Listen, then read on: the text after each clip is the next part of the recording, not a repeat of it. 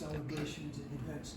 But our feeling is that there were probably, during that period, except for churches, it was the civic center, firehouses, at least according to the social history, and no reason to believe which would have been any different, and may have been more so because of the sense of community and the idea that there was development because of the river and the falls, the dam, and the mills, the sense of the community building up largely ahead of much of the rest of the country because of that kind of natural resource gift of the energy sources.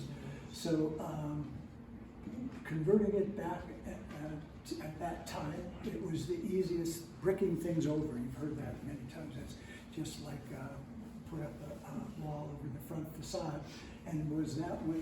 That's for about 65 years, and we started then.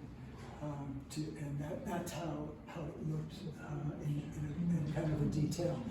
Very 50s, the little bonnet, the casement windows, and it was with the church, the brick church. It was kind of all right. It was nice look and feel, but I felt bad for the firehouse in a way. So when we purchased it in 2006, and had undergone one major interior restoration by Arlene Borasso, very wonderful and talented woman, an editor, literary editor, and she did a wonderful job, and that's a story in itself. And we have pictures and documentations of her work. Famously, one of the things that, and I know Gary and Don know this too, when she first went in, there were all drop ceilings to try to keep the heat, low ceiling down. And when she opened up the ceiling, there's this gorgeous vaulted tin ceiling behind it that was hidden probably since 52. And I asked, I said, well, why would a utilitarian building have such this gorgeous? It was one whole room, the upstairs, like a loft, kind of a room, the whole footprint of the building, and this enormous vaulted tin ceiling. And I was told, actually by someone at Obashan, that it was in the days before amplification and speakers, there would be Grange meetings, or I guess different kinds of county, local organizations would use the facility, even weddings. I mean, it was a real civic center, the firehouse, because institutionally it was one of the first things on that scale, as I say, except for churches, to pop up. Of course, churches were secular.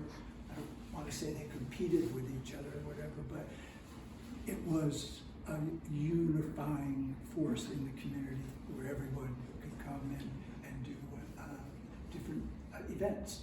And I can imagine between the church and the firehouse and the churchyard, we call it, between the buildings, things happening there even. So that's part of, I think, what we can do is put out a call to anyone who's aware of any events, because it would have been, now we know, some of the photographs would have been the old, like really kind of, not tintypes, but what do you call dragon types, or daguerreotypes. Daguerreotypes, yeah. So there may be other things out there too, and I would like to participate in and support. We would support a kind of historical research that way, I think, because again, I think it's a really important asset. So Arlene's work is again, I could do a presentation easily on that, and her pictures, and we will make available for the historical room. But we became friends with Arlene. She was the literary editor. She was actually the literary editor of Playboy, Playboy magazine in Chicago, and worked with Hugh Hefner. But that was when Playboy at the time was giving writers who weren't even published. Norman Mailer, for example, Rod Serling, really important. It was really, so when guys would say, oh no, it's just, I like the articles. It was serious literary work going on there. And Arlene, I have only for memories of her issues with her name as the literary editor. It was really quite exciting. But she was only there 3 years, and I'm not sure she didn't plan to be there longer, but for whatever reason she had to move to be with her daughter. Of course, it made sense that it was logical for us to do work on the building. And if we ever wanted to do anything with the stable, to get setbacks and easements, we didn't have that at front property. We've not been able to realize what we want to do with that barn as well. And the barn, I believe, held the LaFrance.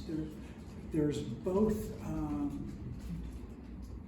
the hook and ladder and the pumper, and the third one is the LaFrance, which is a 29 or 30, a real true fire truck. 1926 American LaFrance. LaFrance. And it was in, and I think that was in the stable in the back. Because it wouldn't fit in the firehouse, and I don't know if it was. It might have, Norm. It might have. Wow, interesting. Yeah, because the pumper wouldn't have been able at that point after that much development. Interesting.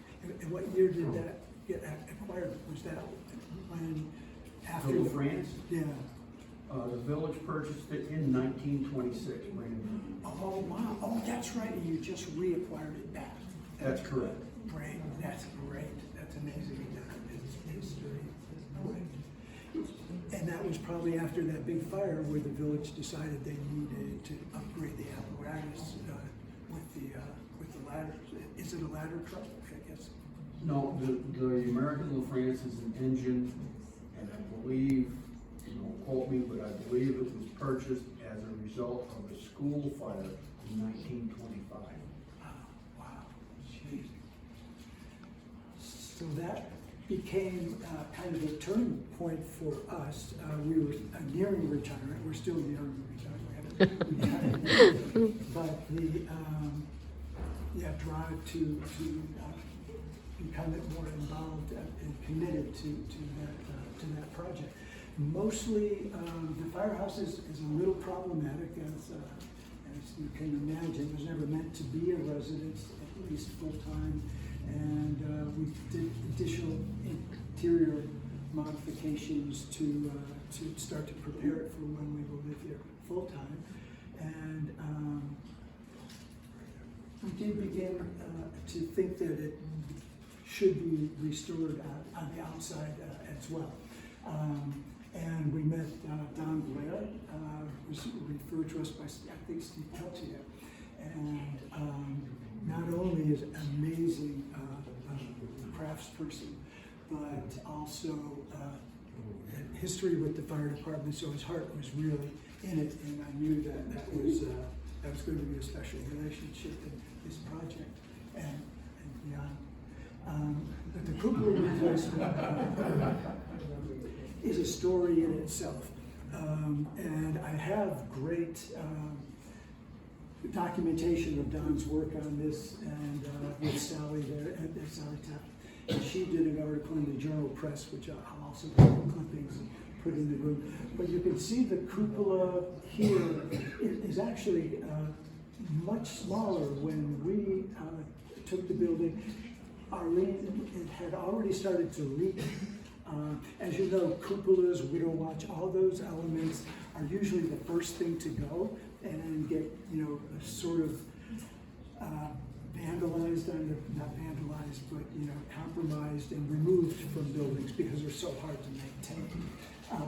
And so when we had first started to work on the exterior, it was just about a 1 foot stub, that box on top.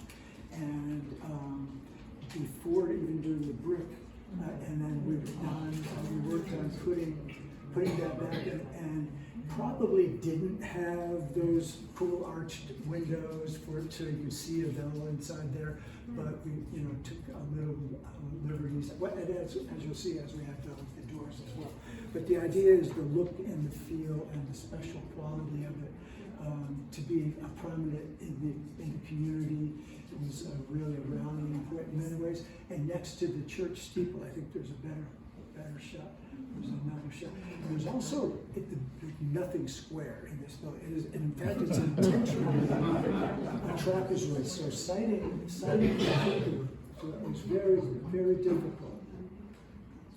But you can see alongside of the church, I mean, it just started to put it back into prominence in the village, and gained I think some importance to people recognizing the great history that it had, and which I, as I said, would really like to find out more about, and I believe there is a lot more out there. So in 2018, the next layer of kind of restoration started from first just putting the sign, it's almost like Babe Ruth said, okay, we're pointing at this, we're going to come back and make it into something, but just by labeling it. Then it was the cupola and then the brick.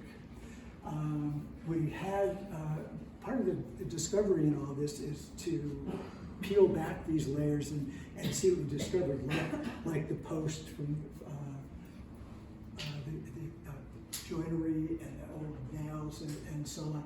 There's also, and I have pictures a lot, too much to go into the moment, when we did some of the clapboards, to replace, and Don peeled those back.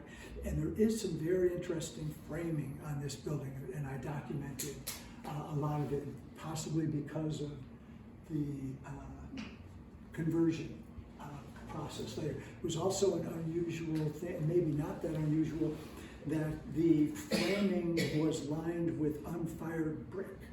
So inside the framing, rather than insulation, unfortunately insulation would have been nicer, but it's got brick. And I was told at one time it was called mass insulation, where the brick would slow the heat transfer rate. I'm not sure if that's true, but I do know that at a certain point the cold catches up and it just radiates cold. That's kind of the downside to that. But it was fascinating to see it, and I have some pictures showing that. It could have also been because of being a blacksmith shop would have made it somewhat fireproof. I know welding permits now, if you're going to have a welding shop, you have to do 2 or 3 times the drywall or whatever, so that the heat transfer, if you did have a fire, is contained. So I'm not sure, that would be something interesting to see. But with the brick removed, it's transformative, right? It's transformative, just that step. But the brick was really on there, according to Don. It was not an easy thing to blast it off. But you could start to see it starting to come out. And that was for, I don't know, maybe 5 more years, 5 or 6. We seem to go in 5-year spurts. And then we were, we spent 2 full years because we go back and forth almost every weekend. And now we're at the point where we do 4 days here and 3 days in the city, so we've kind of flipped that way. So we're getting there, but 2 years was actually, I hate to say in a way that was fantastic, because it was a horrible time for many people, unfortunately. But we did concentrate on the next phase and what it's like living there.